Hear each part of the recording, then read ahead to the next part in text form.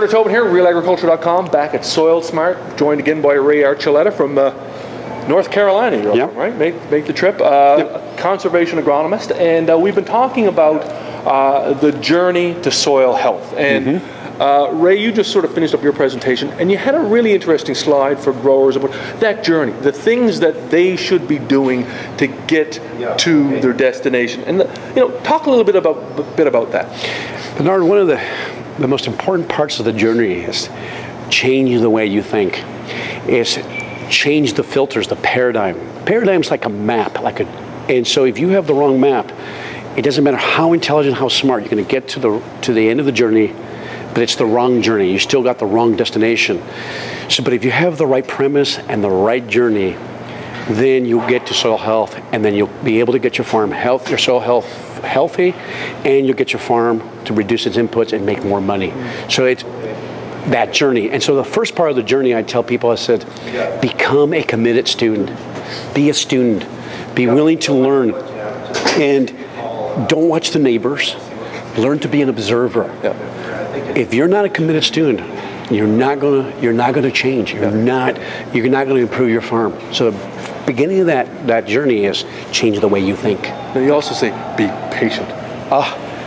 Yeah, one of the things is that we become impatient and we get nervous sometimes because we have so much at risk out there.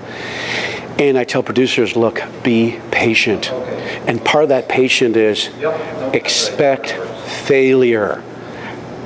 You're farming. You're farming with a very elegant living system. It changes all the time. The climate, everything, a lot of moving parts. Expect failure. And it's going to see. You're going to expect like 3 to 5 years before you really start to see, that journey, that soil change. Oh, it is amazing. Once you start applying the principles, start going to more zero-till, put the covers, integrate animals, you can see changes, transformations happening to the soil. It's just absolutely phenomenal. And the neat thing about it is your soil's starting to hold more water, you need less inputs, and producers are starting to make more money. And that's the beauty about it, is being able to collaborate with nature instead of work against it. And you also said, find a mentor. Don't do this by yourself. No.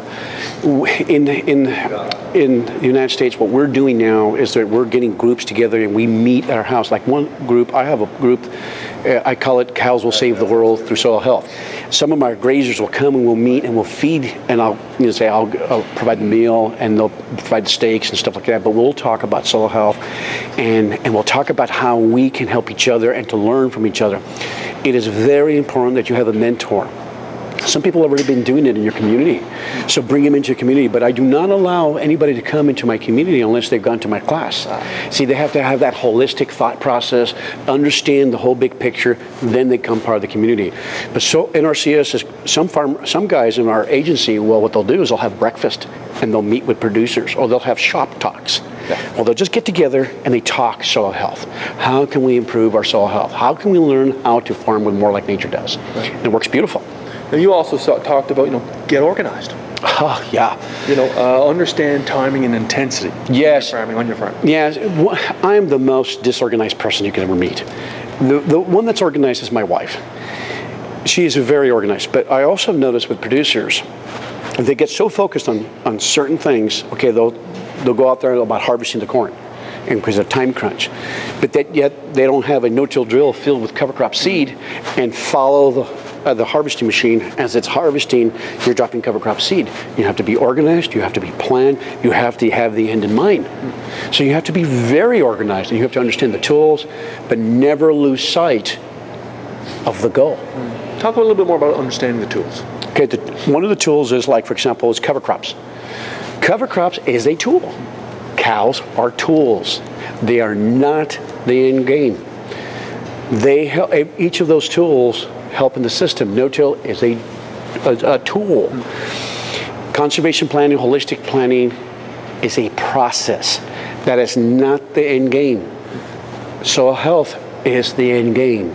I use the process and the tools to get to the goal.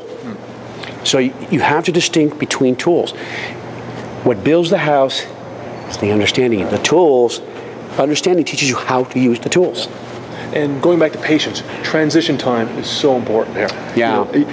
You may have to spend invest some more inputs to get you through that transition when it Yes. comes to N, for example. When you have a very degraded soil and it's been tilled for years and you want to go into a no-till system, you might have to raise up the nitrogen levels. You might have to use more cover crops to have more legumes in them so you can get that soil cycling. And what I help farmers do is I go through that whole process, and then I never recommend corn the first year. I go multi-species cover crops, soybean, multi-species cover crops, and then corn.